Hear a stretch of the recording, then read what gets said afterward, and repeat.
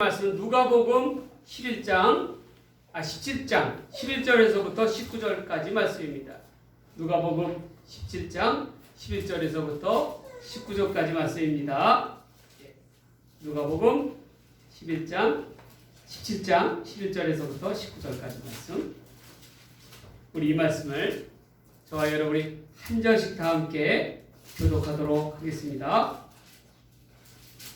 누가복음 17장 11절에서부터 19절까지 말씀. 신약성경 123쪽입니다. 이는 이 시간 우리에게 주신 거룩한 하나님의 말씀입니다. 저와 여러분 한 절씩 교독하겠습니다.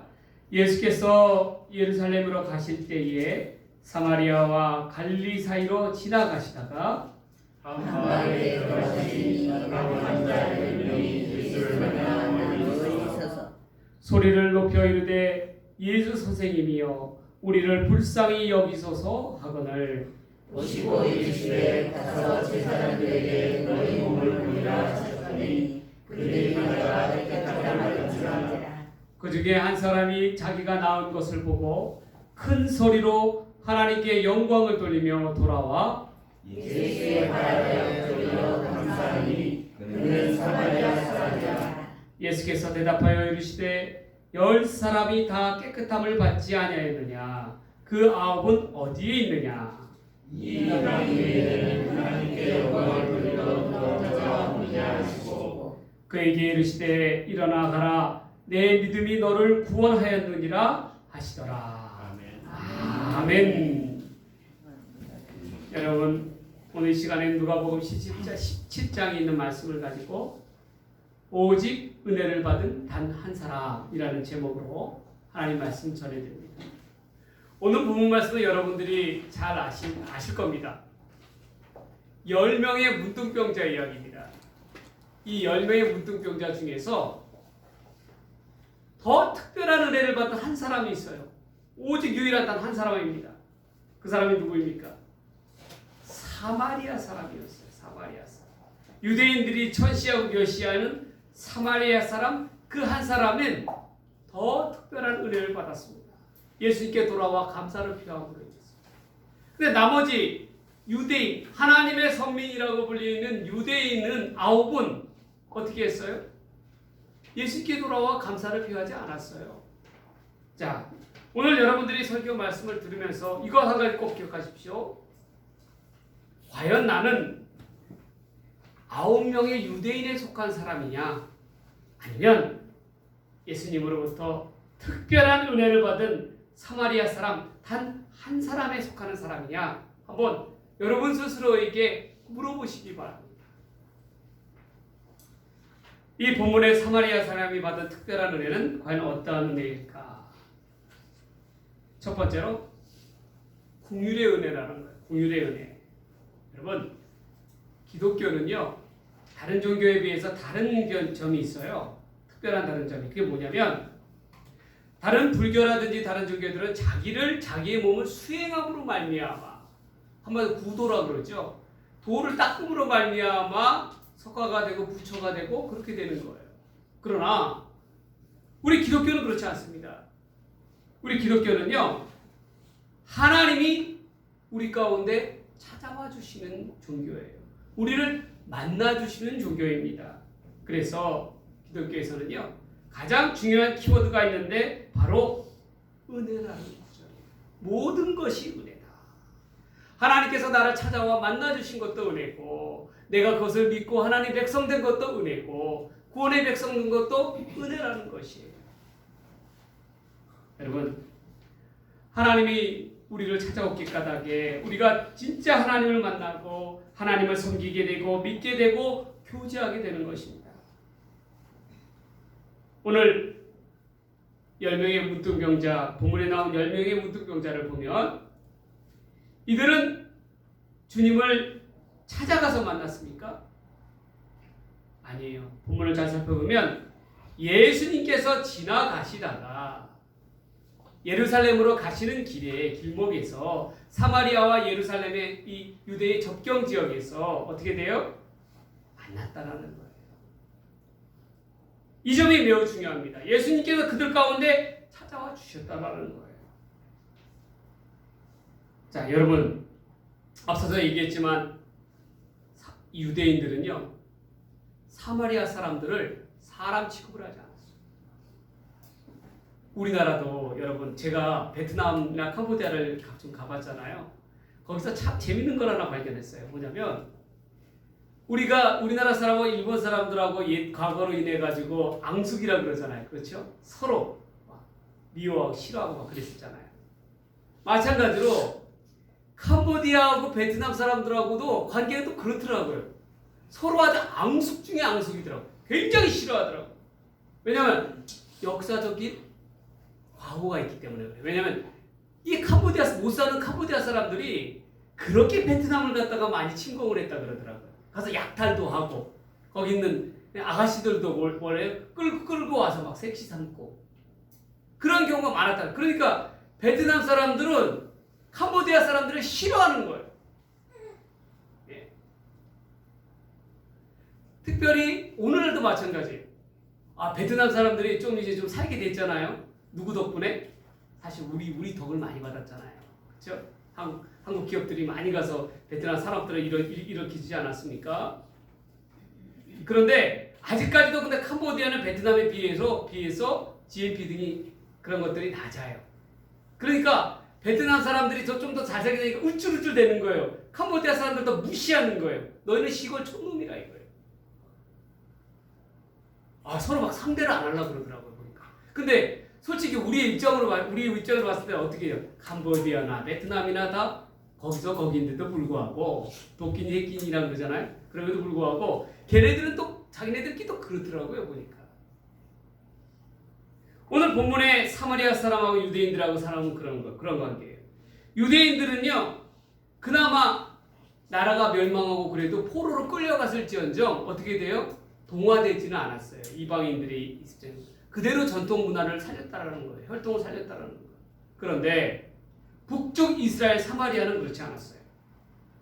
북쪽 이스라엘은요, 이방인들이 와가지고 그곳에 거주하도록 만들었어요. 그러다 보니까 어떻게 됐어요? 교류를 하게 되고 그러다 보니까 이방인들과 유대인들 사이에 혼혈족들이 생겨나기 시작하는 거예요. 그렇죠? 그게 바로 사마리아 사람이죠. 그렇기 때문에 정통 유대인들은 사마리아 사람들을 사람 취급을 하지 않았어요. 너희는 혼혈족이라 이거예요. 이방인들 쉽게 얘기해서 더럽다라는 거예요. 피가 섞였다라는 거예요. 근데 하나님 보시기에 어떻게 했어요? 사마리아나 유대인이나 거기 아니겠어요? 근데 지들끼리는 그런 거예요. 그래서 서로 그러니까 사마리아 사람들 어떻게 해야 돼요? 유대인들 보면 우리를 미워해? 그러니까 서로 교제할 말을 섞지를 않는 정도였어요. 그 정도였어요. 그런데 여러분 오늘 본문을 보면 10명의 문둥병자 가운데 희한하게 사마리아 사람 한 사람이 끼어 있었다. 중요한 것은 바로 이것입니다, 여러분. 하나님의 은혜를 받기 위해서는요, 은혜 가운데 나아가기 위해서는 은혜의 무리 속에 속해야 되는 거예요. 그게 참 중요한 거예요. 어찌되었든 간에 이 사마리아 사람 한 사람은요, 유대인들 가운데 9명 가운데 섞여 있었다라는 거예요. 그 무리에 포함되어 있었다라는 거예요. 무엇 때문에? 문둥병, 나병이라고 하는 공통 분모 때문에 어떻게 됐어요? 그들은 그래도 한 무리 가운데 속해 있었다라는 것입니다. 여러분, 문둥병, 한센병이라고 불리는 병은 어떤 병입니까? 지금도 마찬가지지만 굉장히 무서운 병입니다. 살이 서서히 썩어나가고 고름이 잡히고 심지어 심해지면 어떻게 돼요? 코가 없어지더라도 문드러져 버리는 거예요. 그래서 이 문둥병은요, 그 당시에 있어서 사람들 가운데 우리가 그 코로나 때문에 얼마나 고통을 겪었습니까? 전염병으로 여겼다라는 거예요. 그래서 가까이 오지 말라. 그래서 문둥병에 걸린 사람들 어떻게 했어요? 그 마을에서 그 즉시 어떻게 돼요? 쫓겨났어요. 가족 가운데서도 쫓겨났어요. 왜? 문둥병 환자가 있으면은 그 가족도 전체가 다 옮는다라고 생각을 했기 때문에 그래서 문둥병에 걸리면요 집에서 쫓겨나고 마을에서 쫓겨나서 저 사람들이 거하지 않는 동굴이나 움막이나 심지어 무덤가에서 살 수밖에 없었다라는 거예요. 격리된 생활을 할 수밖에 없었다라는 것입니다. 그리고 사람들은 이 문둥병에 걸린 사람들을 이렇게 표현했어요.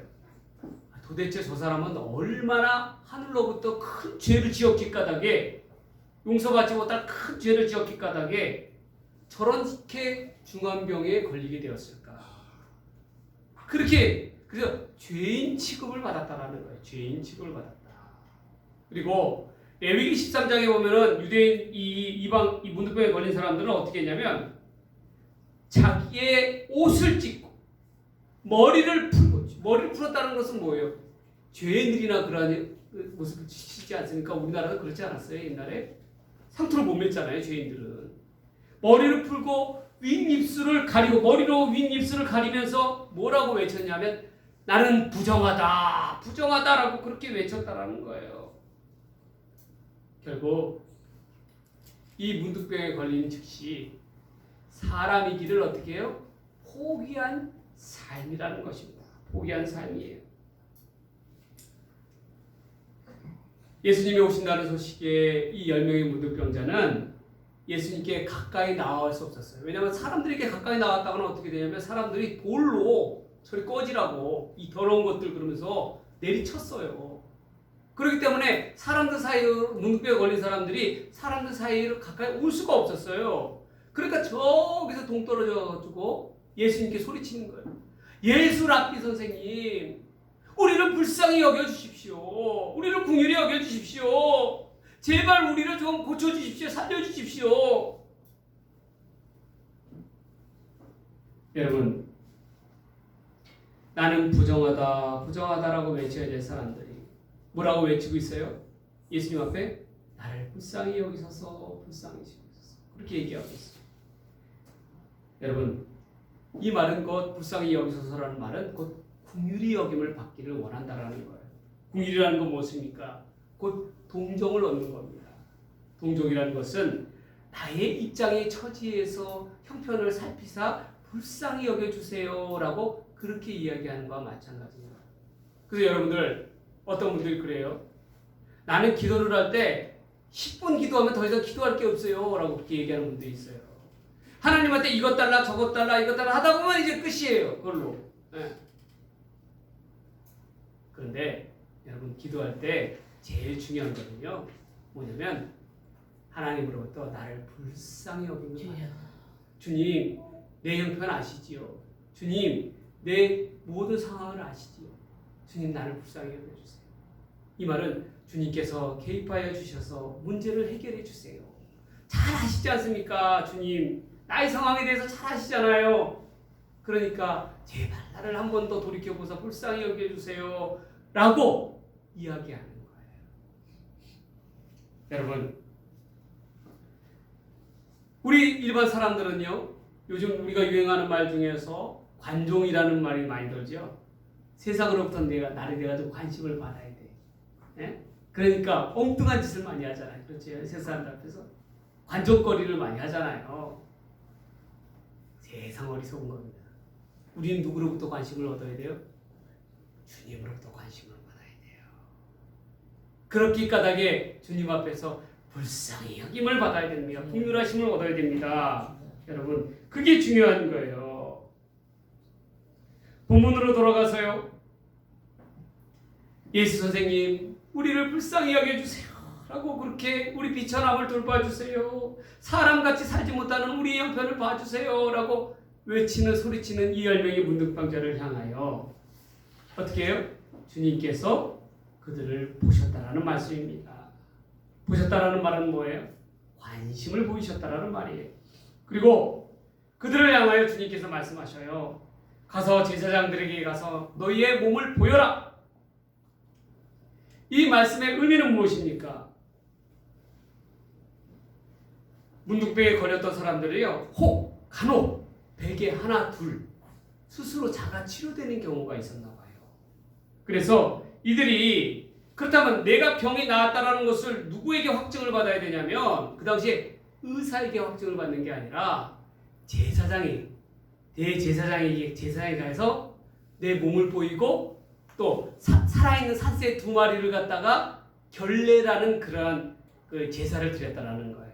그래서 그걸 드림으로 말미암아 제사장이 선포해 주는 거예요. 온 마을 사람들 가운데, 회중들 가운데 이 사람은 문둥병에서부터 깨끗해졌습니다 라고 이렇게 외치는 거예요. 그렇게 되면 어떻게 되냐면 이 사람은 그 즉시 자기 집으로 돌아갈 수 있었어요. 마을 공동체의 일원으로서의 권리를 회복할 수가 있었다는 거예요. 그래서 예수님께서는 이렇게 말씀하시는 거예요. 제사장에게 가서 내 몸을 보여라. 여러분, 근데 본문을 잘 살펴보면요, 이거를 깨달을 수 있어요. 그들이 이 10명의 문둥병자가 예수님께로 이 제사장에게로 나아갈 때 그들의 병이 지금 나은 상태입니까? 낫지 않은 상태입니까? 나았어요? 안 나았어요? 안 나았어요. 안 나았어요. 그들 아직 낫지 않았어요. 그런데 어떻게 돼요? 제사장에게로 언제 나은 거예요? 그러면 제사장에게로 가는 도중에 그들의 몸이 낫게 되었다는 것을 깨닫게 돼요. 냄새나던 그런 고름에 쌓여있던 그런 살이 어떻게 돼요? 하얗게 깨끗하게 변화되었음을 깨닫게 되었다는 것입니다. 여러분, 주님으로부터 긍휼의 은혜를 입기까지 믿음은 모험이라고 이야기해요. 어떤 이가 표현하기를. 믿음은 모험이다.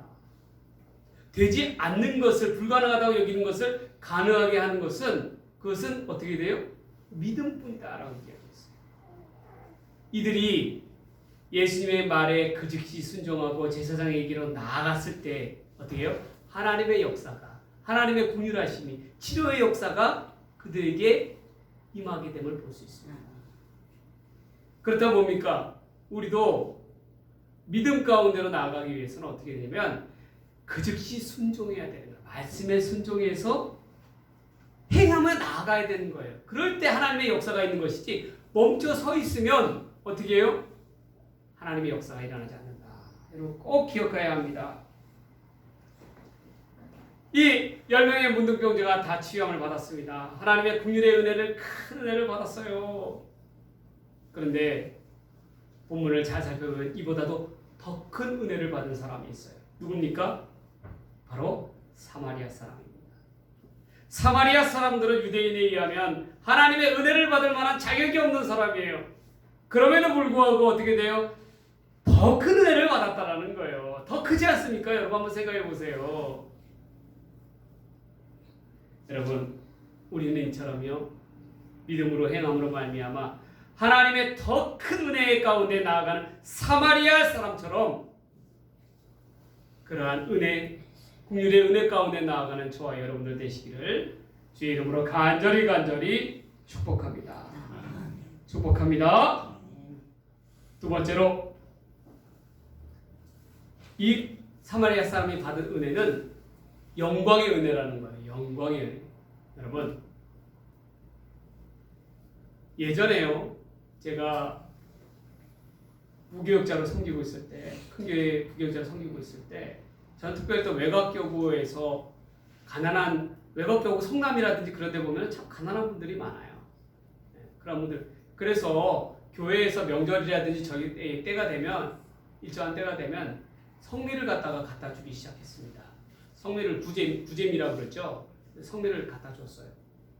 그런데 이제 쌀로 갖다 준 게 좀 번거롭고 그렇게 하니까 어떻게 했냐면 돈으로 주기 시작했어요. 어느 순간부터. 근데 문제는 이 돈으로 주기 시작하니까 문제가 생기더라고요. 이 사람들이 처음에는요, 아유, 목사님 뭐 이런 거를 갖다가 이렇게 멀리서까지 오셔서 이게 갖다 주십니까 해서 정말 감사는 하시더라고요. 감사하시더라고요. 근데 조금 지나 보니까 이 돈이 적내 만에 교회가 조금 이게 어려운 상황에 처해지니까 예전에 주던 거에 비해서 10만 원을 줬는데 5만 원을 줄 때도 있었어요. 왜냐면 다른 여러 사람들을 줘야 되니까 안 줄 수가 없잖아요. 그랬더니 교회로 전화 오기를 돈을 뭐 적게 줬다네, 뭐 어떻다네, 왜 예전같이 그렇게 안 준다네. 그러면서 어느 순간 감사가 아니라 권리라고 생각하더라고. 자기들의 권리라고 여겨버리더라고. 이야, 그렇게 받게 돼요. 참 깜짝 놀랐습니다. 예. 어떤 분은요, 진짜 한 10년도 넘게 교회에서부터 그렇게 때마다 일마다 지원을 받았어요. 또 가보면 또 지하방이고 어렵고 힘드니까 보이니까, 예? 특별히 더 신경 써줘가지고 남들 뭐 하는 거에 갑절로 또 갖다 주고 막 그랬거든요. 야, 그런데 이분이 돌아가실 때가 되니까 가보니까요, 교회로부터 그렇게 도움을 많이 받았음에도 불구하고 이제 목사인 제가 가갖고 이렇게 구원의 확신을 심어주려고 이렇게 딱 얘기하니까 입을 꾹 닫고요, 한마디만 해요. 전 깜짝 놀랐어요. 교회에서 그렇게 많이 도와주고 도움을 그렇게 많이 받았음에도 불구하고 마지막에는 입술로서 시인을 안 하더라니까. 너무너무 깜짝 놀랐어요. 깜짝 놀랐어요. 그래서 내가 참 안타깝더라고요. 네. 여러분, 우리 가운데 감사가 없으면 그러한 모습으로 되는 거예요. 권리라고 생각하, 나의 당연한 권리다라고 생각하는 거예요. 오늘 본문을 보면요, 유대인들 9명의 유대인들의 모습이 이러한 모습이라는 거예요.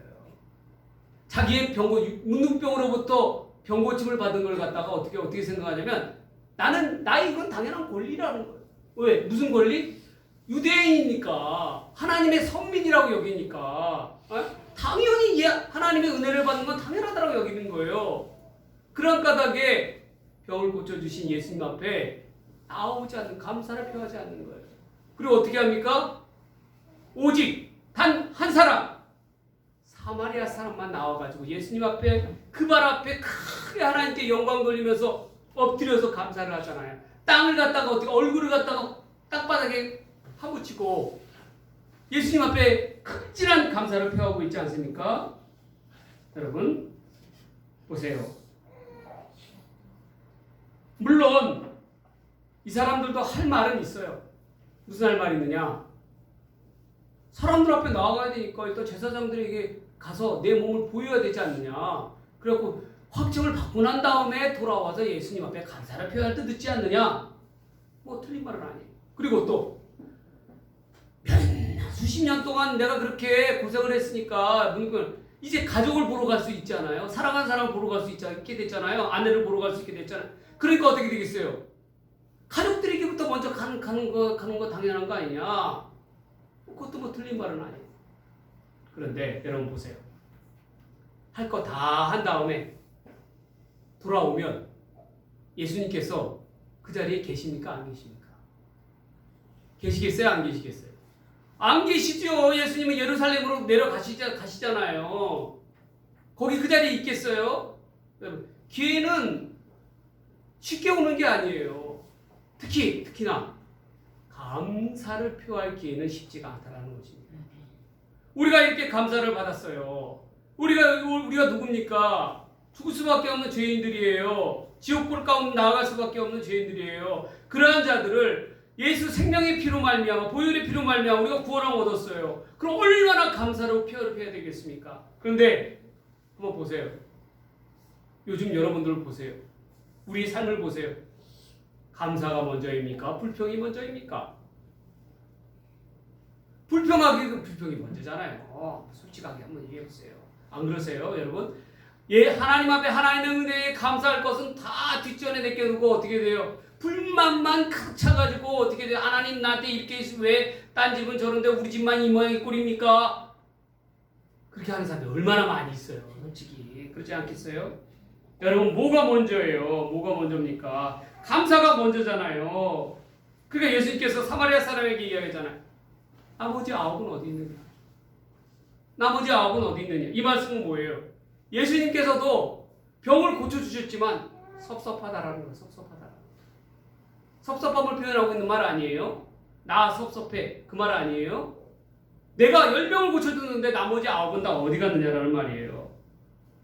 여러분, 우리도 이와 같은 말 맞는 거예요. 우리 같은 경우가 많아요. 가만히 생각해 보세요. 여러분들은 9명의 유대인입니까? 속한 사람입니까? 한 명의 진정한 감사를 표하고 있는 사마리아 사람입니까? 우리는 날마다요, 하나님 앞에 영광을 돌리는 삶이 되어야 합니다. 특별히 우리 신자들의 삶은 간증하는 삶이 돼요. 어떤 간증이요? 하나님 앞에 내게 주신 은혜에 감사와 영광을 표하는 그러한 간증이에요. 그러한 시간이 있어야 된다는 거예요.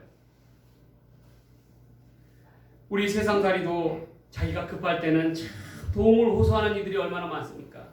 그러나 정작 도움을 받아서 문제가 해결되면 언제 그래라는 듯이 얼굴을 싹 바꾸는 그러한 사람들이 얼마나 많아요. 우리 신앙의 모습도 그러하다니까요. 참 우리가 힘들고 어려울 때 주님의 은혜를 그렇게 간구하면서 좀 문제가 해결되고 좀 살만해지면 언제 그러냐는 듯이 감사보다는 불평하면서 원망하면서 사는 경우가 얼마나 많이 있냐 그 말씀입니다. 그러면 우리는 어때요? 9명의 유대인인 거예요. 정말 하나 감사를 표한 사마리아 그 단 한 사람의 은혜 가운데 포함되지 못해요. 그러한 까닭에 여러분요, 감사와 하나님께 영광을 돌리지 않으면 그 은혜는 거기까지입니다. 오늘 본문의 내용이 그렇게 보여지지 않습니까? 이 9명의 유대인들은요, 병고침을 일시적인 은혜를 받아서 병고침을 받은 거 거기까지. 그 이상의 은혜는 없었다라는 것입니다. 여러분 그것을 기억해야 돼요. 그래서 우리는 날마다 하나님 앞에 영광과 감사로 나아가야 되는 사마리아인과 같은 그러한 마음으로 나아가야 될 줄 믿습니다. 여러분, 우리의 마음은 하나님 앞에 감사로 충만한 마음이 되어야 돼요. 이래도 감사, 저래도 감사. 그런데 그렇지 않고 이래도 원망, 저래도 원망, 그러면 안 된다라는 겁니다. 우리는 돌아와서 하나님 앞에, 주님 앞에 영광과 감사의 은혜를 돌렸던 그런 이 사마리아 한 사람처럼 이 사마리아 사람의 영광과 감사가 저와 여러분들의 감사가 되기를, 영광이 되기를 주님의 이름으로 간절히 축복합니다. 축복합니다. 마지막으로요, 오직 은혜를 받은 단 한 사람의 은혜. 어떠한 은혜였냐면 첫 번째로 무슨 은혜였어요? 어떤 은혜였어요? 긍휼의 은혜. 두 번째는요, 영광의 은혜였죠. 세 번째는 구원의 은혜입니다. 이소부화 중에 이러한 이야기가 있죠. 우리 어린이 친구들도 다 기억할 줄 믿습니다. 황금알을 낳는 거위라는 얘기가 있죠. 황금알을 낳는 거위. 여러분, 이 이야기가 어떠한 내용입니까? 한 마을에, 시골 마을에 순박한 농부가 살고 있었어요. 농부 부부가 살고 있었어요. 나이가 많으신. 그들은 아침부터 저녁까지 열심히 농사를 짓고 가축을 키웠어요. 그런데 하늘도 그 모습에 감동하셨는지 그들에게 어느 날 거위 한 마리가 알을 낳았는데 몰랐어요? 황금을 낳았다는 거예요. 황금알을 낳았다는 것입니다. 순식간 이 가난한 농부 부부는요, 어떻게 됐어요? 할머니 할아버지 부부는 부자가 되었어요. 자기가 갖고 싶었던 기가 으리으리한 집에 살게 되었고요. 또 어떻게 되었어요? 마차도 그냥 기가 막힌 삐지가 번쩍한 마차를 끌고 다니게 되었고요. 농장도 사고요. 부자가 되었다고 이 말입니다. 그런데 문제가 생겼어요. 어느 날부터 이 거위가 황금 알을 놓지 않는 거예요. 황금 알을 안 낳는 거예요. 아무리 좋은 먹이를 줘도 또 아무리 좋은 짚으로 해가지고 몸을 따뜻하게 해도 이 거위가 어떻게 해요? 황금알을 낳지는 않는 거예요. 결국 이 농부는 어떻게 됐어요? 욕심을 내기 시작했어요. 어떻게 했어요? 그래서 거위 배를 갈라버린 거예요. 왜? 배를 가르면 그 속에 황금알이 가득가득 쌓여있을 줄 알아요. 근데 어떻게 됐어요? 결과는 어떻게 됐습니까? 결국 애꿎은 거위만 어떻게 됐어요? 죽게 되었죠. 황금알은 그걸로 끝이에요. 땡! 돼버렸잖아요. 여러분, 이 이야기의 교훈은 뭐예요? 물론 욕심을 내지 말아라. 또 감사할 것을 감사로 받아들여라. 그러나 그보다 더 중요한 게 있어요. 뭐냐? 오늘 본문의 내용과 맞는 게 뭐냐면요. 정말 중요한 것을 갖다가 챙기라는 거예요. 여러분, 정말 중요한 게 뭐예요? 황금알이에요? 아니에요. 그보다 더 중요한 게 있어요. 뭐예요? 황금을 낳는 거위 아닙니까? 그렇지 않아요? 마찬가지예요. 오늘 본문의 10명의 문둥병자 중에서 9명은 예수님 앞에 감사를 표하지 않았어요. 그러나 한 명, 사마리아 사람, 이 사람은 어떻게 됐어요? 예수께 돌아와 진정한 감사를 표했어요. 그랬더니 예수님께서 뭐라고 말씀하셨습니까? 나머지 9은 어디 갔느냐? 그리고 또요, 일어나 가라. 내 믿음이 너를 구원하였느니라. 이 사마리아 사람 한 사람은요, 정말 더 특별한 스페셜한 은혜를 받았는데 뭐냐? 바로 구원의 은혜예요. 이거 뭡니까? 황금알을 안 낳는 거위와도 마찬가지입니다. 나머지 9명의 유대인들은 일시적인 은혜는 받을 수 있었어요. 병 고침의 은혜를 받을 수 있었어요. 그러나 구원의 은혜까지는 이르지 못했어요. 우리 가운데도 어떻습니까? 우리 가운데서도요, 말씀의 은혜도 있고 병 고침의 은혜도 있고 뭐 별의별 은혜들이 다 많습니다. 그러나 으뜸이 되는 은혜는 뭐예요? 제일 가는 은혜, 구원의 은혜. 구원만큼 귀한 게 있어요? 구원만큼 시급한 게 있어요? 아니에요. 그렇지 않습니다. 그러한 까닭에 최고의 은혜인 구원의 은혜를 얻는다라는 것은 정말 스페셜한 은혜를 얻는 것과 마찬가지인 거예요. 여러분, 오늘 오직 이 한 사람만 빼놓고 다른 이들은 구원의 은혜를 받았습니까? 못 받았습니까? 못 받았어요. 못 받았습니다. 그러나 오직 단 한 사람, 감사로 나아갔던 이 사마리아 사람은 구원의 은혜에 이르렀다는 거예요. 일어나 가라라는 말은 무엇입니까? 어떤 말이에요? 어떤 의미가 담겨져 있어요? 이제 너는 자유함을 얻었으니, 육신의 자유함뿐만 아니라 영혼의 자유함까지 얻었으니 가서 내 가정으로 돌아가 사람답게 살아라는 거예요. 가장의 역할을 하면서, 아버지의 역할을 하면서, 남편의 역할을 하면서 살아라는 것입니다. 세상으로 가라라는 얘기 아니에요. 가정 가운데 가서 사람답게 살아라는 거예요. 여러분, 우리는 지금 어떠한 은혜 가운데 놓여져 있습니까? 우리는 지금 어떠한 처지에 놓여 있어요?